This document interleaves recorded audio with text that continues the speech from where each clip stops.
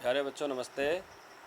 आज आप सामाजिक विज्ञान में नागरिक शास्त्र जिसका नाम है लोकतांत्रिक राजनीति, उस किताब में से अध्याय 2 पढ़ेंगे, संविधान निर्माण।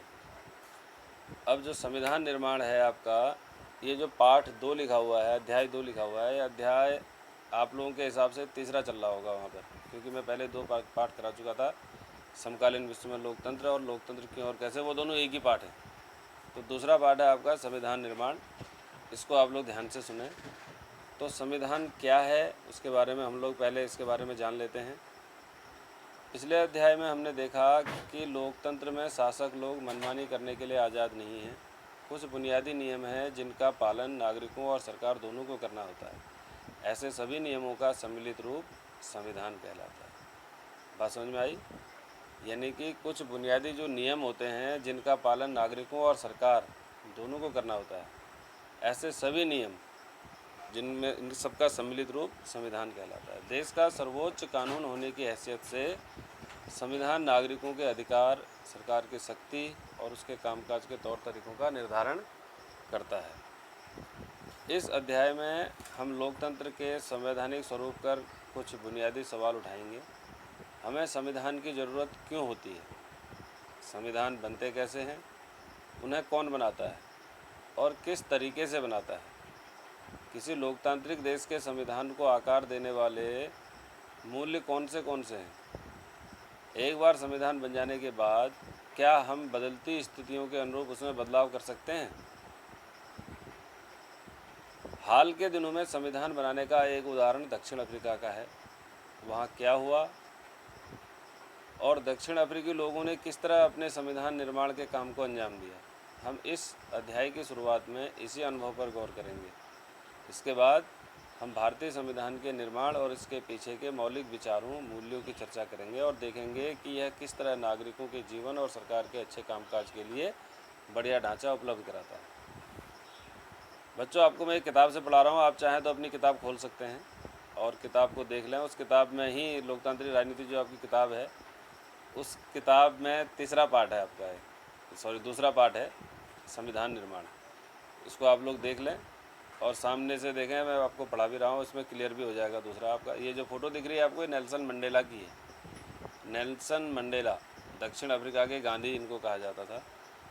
तो पढ़ते हैं इसके बारे में। दक्षिण अफ्रीका में लोकतांत्रिक संविधान। मैंने गोरों के प्रभुत्व के खिलाफ संघर्ष किया है और मैंने ही अश्वेतों के प्रभुत्व का विरोध किया है। मैंने एक ऐसे लोकतांत्रिक और स्वतंत्र समाज की कामना की है जिसमें सभी लोग पूरे मेलजोल के साथ रहें और सबको समान अवसर उपलब्ध हों। मैं इसी आदर्श के लिए जीवित रहना और इसे पाना चाहता हूँ। अगर ज़रूरत पड़ी तो इस आदर्श के लिए जान देने को भी तैयार हूँ। नेल्सन मंडेला के शब्द थे। और इसमें गोरे जो उनको कहा गया, जो अंग्रेज लोग थे, अश्वेत जो काले लोग, अश्वेत कहते हैं काले लोग। तो यह नेल्सन मंडेला का कथन है जिन पर दक्षिण अफ्रीका की गोरों की सरकार ने देशद्रोह का मुकदमा चलाया था और उन्हें 7 अन्य नेताओं को 1964 में देश में रंगभेद से चलने वाली शासन व्यवस्था का विरोध करने के लिए आजीवन कारावास की सज़ा दी गई थी। इन्होंने विरोध किया था। जो किसका विरोध किया था? इन्होंने विरोध किया था कि दक्षिण अफ्रीका में जो सरकार चल रही थी वो काले और गोरे लोगों में भेदभाव करती थी। तो 1964 में इनको आजीवन कारावास, यानी कि ज़िंदगी भर इनको जेल में रहना है, उसकी सज़ा दी गई थी। अगले 28 वर्षों तक उन्हें दक्षिण अफ्रीका की सबसे भयावह जेल रॉबेन द्वीप में कैद रखा गया। 28 साल तक वो कैद रहे। रंगभेद के खिलाफ संघर्ष। रंगभेद नस्ली भेदभाव पर आधारित उस व्यवस्था का नाम है जो दक्षिण अफ्रीका में विशिष्ट तौर पर चलाई गई। दक्षिण अफ्रीका पर यह व्यवस्था यूरोप के गोरे लोगों ने लादी थी। 17वीं और 18वीं शताब्दी में व्यापार करने आई यूरोप की कंपनियों ने दक्षिण अफ्रीका को भी उसी तरह हथियारों और जोर ज़बरदस्ती से गुलाम बनाया जैसे भारत को। आपको पता है भारत भी गुलाम था और इससे पहले दक्षिण अफ्रीका भी गुलाम था। तो दक्षिण अफ्रीका कैसे गुलाम था? 17वीं और 18वीं सदी में वहाँ पर भी व्यापार करने के लिए अंग्रेज़ लोग आए थे, जैसे भारत में व्यापार करने के लिए अंग्रेज़ लोग आए और व्यापार के सहारे उन्होंने पूरे देश में राज कर लिया अपना, वैसे अफ्रीका में भी हुआ। पर भारत से काफ़ी उलट काफ़ी बड़ी संख्या में गोरे लोग दक्षिण अफ्रीका में बस गए। भारत में तो गोरे लोग ज़्यादा नहीं बस पाए, लेकिन दक्षिण अफ्रीका में गोरे लोग, अंग्रेज लोग ज़्यादा बस गए और उन्हें स्थानीय शासन को अपने हाथों में ले लिया। रंगभेद की राजनीति ने लोगों को उनकी चमड़ी के रंग के आधार पर बांट दिया। दक्षिण अफ्रीका के स्थानीय लोगों की चमड़ी का रंग काला होता है। आबादी में उनका हिस्सा 3/4 है। उन्हें अश्वेत कहा जाता था। अश्वेत यानी काले लोग। श्वेत और अश्वेत यानी गोरे और काले के अलावा यहाँ मिश्रित नस्लों, जिन्हें रंगीन चमड़ी कहा जाता, कुछ मिश्रित वाले भी होते थे, कुछ आधे गोरे आधे काले, तो उनको क्या कहा जाता था? रंगीन चमड़ी वाला कहा जाता। और भारत से गए लोग भी थे। गोरे शासक गोरों के अलावा से सबको छोटा और नीचा मानते थे। यानी अंग्रेज लोग ये कहते थे कि जितने भी ये जो काले पीले रंगीन आदमी हैं, ये सब क्या हैं? हमसे छोटे हैं और इन्हें वोट डालने का भी कोई अधिकार नहीं है। रंगभेद की शासकीय नीति अश्वेतों के लिए खास तौर पर दमनकारी थी। उन्हें गोरों की बस्तियों में रहने बसने की इजाज़त नहीं थी। यानी जो काले लोग थे उनको गोरे लोगों की बस्ती में रहने की इजाज़त नहीं थी। परमिट होता था तभी वो वहाँ जाकर काम कर सकते थे। रेल गाड़ी, बस, टैक्सी, होटल, अस्पताल, स्कूल, कॉलेज, पुस्तकालय, सिनेमाघर, नाट्यगृह, समुद्र तट, तरणताल यानी कि स्विमिंग पूल और सार्वजनिक शौचालयों में तक में गोरे और कालों के लिए अलग अलग इंतजाम थे। सबके लिए अलग अलग थे। गोरे लोगों के लिए अलग थे और काले लोगों के लिए अलग। इसे पृथक्करण या अलग अलग करने का इंतजाम कहा जाता था। काले लोग गोरों के लिए आरक्षित जगह तो क्या, उनके गिरजाघर तक में नहीं जा सकते थे। यानी काले लोग अंग्रेज़ों के जो उनके प्रार्थना स्थल होते हैं, गिरजाघर, चर्च वगैरह वगैरह, वहाँ पर भी वो लोग नहीं जा सकते थे। अश्वेतों को संगठन बनाने और इस भेदभावपूर्ण व्यवहार का विरोध करने का अधिकार नहीं था। 1950 से ही अश्वेत, रंगीन चमड़ी वाले और भारतीय मूल के लोगों ने रंगभेद प्रणाली के खिलाफ संघर्ष किया। 1950 से अफ्रीका की बात चल रही है। उन्होंने विरोध प्रदर्शन किए, हड़तालें आयोजित की। भेदभाव वाली इस शासन प्रणाली का विरोध करने वाले संगठन अफ्रीकी नेशनल कांग्रेस के झंडे तले एकजुट हुए। इसमें कई मजदूर संगठन और कम्युनिस्ट पार्टी शामिल थी। अनेक समझदार और संवेदनशील गोरे लोग भी रंगभेद समाप्त करने के आंदोलन में अफ्रीकी नेशनल कांग्रेस के साथ आए और उन्होंने इस संघर्ष में प्रमुख भूमिका निभाई। अनेक देशों ने रंगभेद की निंदा की और इस व्यवस्था के खिलाफ आवाज़ उठाई, लेकिन गोरी सरकार ने हजारों अश्वेत और रंगीन चमड़े वाले लोगों की हत्या और दमन करते हुए अपना शासन जारी रखा। तो आप लोगों ने पढ़ा भी, जो काले गोरे का भेद था, भारत में भी यही सब काले गोरे का भेद था। भारत में नैनीताल में एक रोड है, माल रोड जिसको बोला जाता है नैनीताल में, उसमें 2 रोड हैं, एक ऊपर की रोड है और एक नीचे की रोड है। उसमें जो नीचे की रोड थी उसमें लिखा हुआ था, क्या लिखा हुआ था उसमें? इसमें किताब में नहीं लिखा, मैं बता रहा हूँ। उसमें लिखा हुआ था Indians and dog not allowed. यानी कि भारतीय और कुत्ते इस रोड पर नहीं चल सकते हैं। तो कहने का मतलब गोरे और काले लोगों के लिए अलग अलग था। एक ये पोस्टर आप लोग देखें, इस पोस्टर में लिखा हुआ है रंगभेद वाले दौर का एक साइन बोर्ड, जिससे तब के तनावपूर्ण संबंधों का पता चलता है। ये जो आप लोग देख रहे हैं, ये भारत की आज़ादी के बाद की बात है। भारत आज़ाद हो चुका था तो दक्षिण अफ्रीका में तब आंदोलन चला है। इस साइन बोर्ड पर लिखा है खतरा, डेंजर। देसी, अश्वेत, हिंदुस्तानी और रंगीन चमड़ी वालों, अगर तुम रात में इस परिसर में घुसे तो तुम्हें लापता घोषित कर दिया जाएगा। हथियारबंद सुरक्षा गार्ड देखते ही गोली मार देंगे और जंगली कुत्ते लाश को नोच नोच कर खा जाएंगे।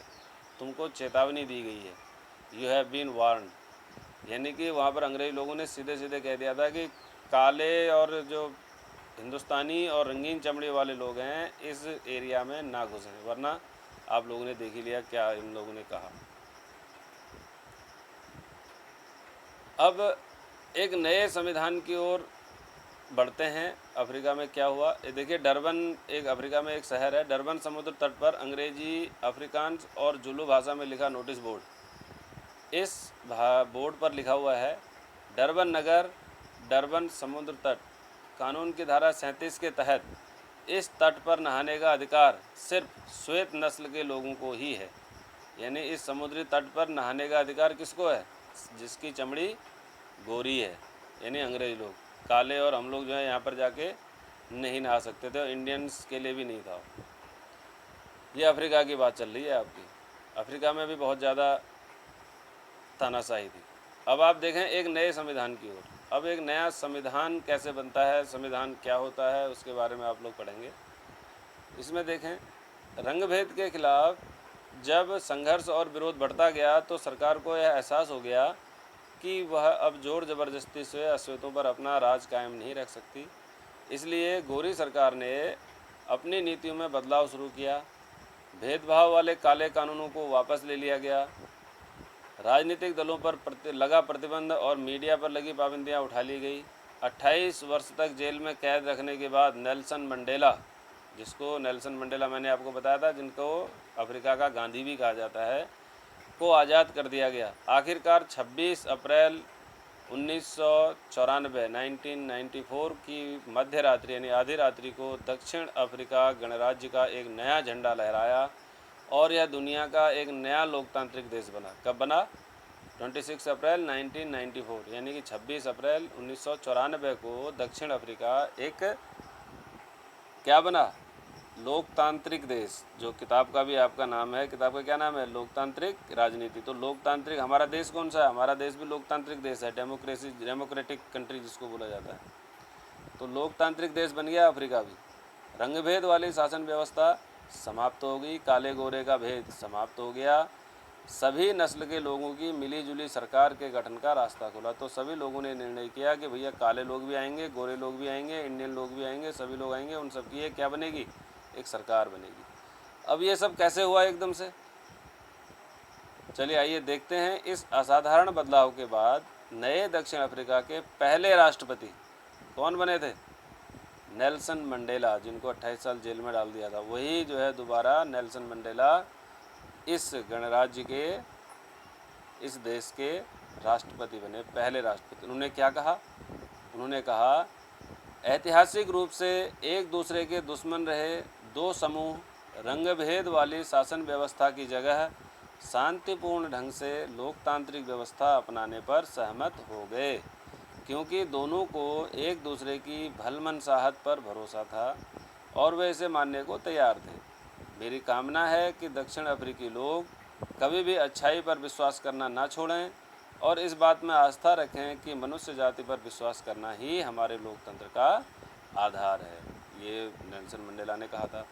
नए लोकतांत्रिक दक्षिण अफ्रीका के उदय के साथ ही अश्वेत नेताओं ने, यानी काले नेताओं ने अश्वेत समाज से आग्रह किया कि सत्ता में रहते हुए गोरे लोगों ने जो जुल्म किए थे वे उन्हें भूल जाएं और गोरों को माफ़ कर दें।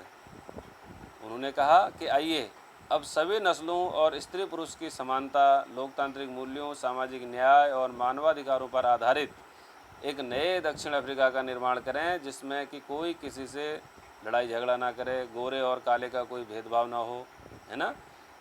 एक पार्टी ने दमन और नृशंस हत्याओं के जोर पर शासन किया और दूसरी पार्टी ने आज़ादी की लड़ाई की अगुवाई की थी। नए संविधान के निर्माण के लिए दोनों ही साथ साथ बैठी, यानी कि दोनों ही पार्टियां, जो पहले शासन कर रही थी वो भी और जो अब शासन कर रहे, जो नेल्सन मंडेला आए, ये भी इन्होंने कहा कि सब मिलके एक देश को चलाते हैं, है ना। आगे देखते हैं आज का दक्षिण अफ्रीका। ये देखिए आज का दक्षिण अफ्रीका कैसा है, ये आप लोग देख सकते हैं, चित्र इसमें दिया हुआ है। सब मिल रहे हैं एक दूसरे से, काले गोरे सब, फौज में भी हैं काले गोरे, हॉस्पिटलों में काले गोरे हैं, स्कूल में काले गोरे साथ साथ बैठ रहे हैं। पहले स्कूलों में भी इनके बैठने की व्यवस्था अलग अलग थी। देखिए झंडा अपना एक हो गया है ना। सब लोग खेती कर रहे हैं, एक दूसरे से मिल बांट के सब लोग काम चला रहे हैं। तो ये आज की तस्वीर क्या है, आज का दक्षिण अफ्रीका, यह तस्वीर आज के दक्षिण अफ्रीका की सोच को उजागर करती है।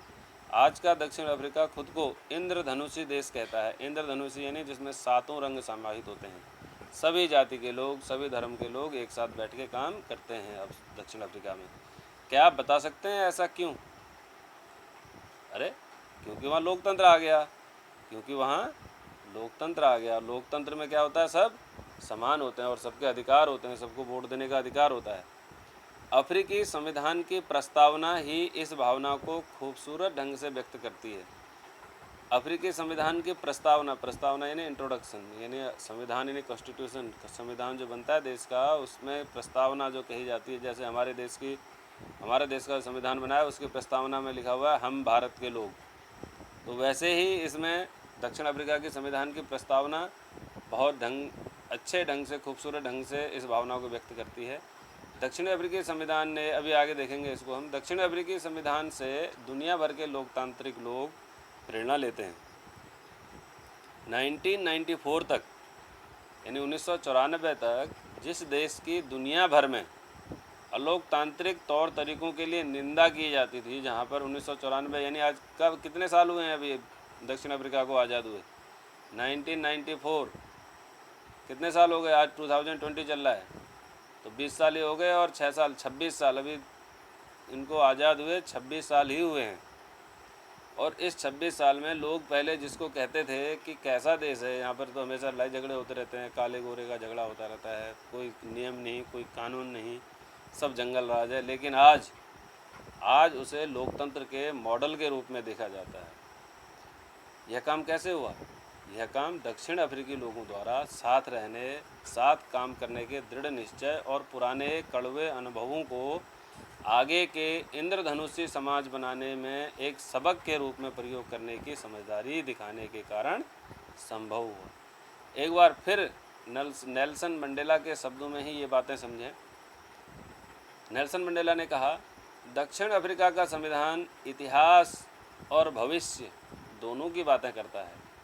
एक तरफ तो यह एक पवित्र समझौता है कि दक्षिण अफ्रीकी के रूप में हम एक दूसरे से यह वादा करते हैं कि हम अपने रंगभेदी, क्रूर और दमनकारी इतिहास को फिर से दोहराने की अनुमति नहीं देंगे, पर बात इतनी ही नहीं है, यह अपने देश को इनके सभी लोगों द्वारा वास्तविक अर्थों में साझा करने का घोषणा पत्र भी है।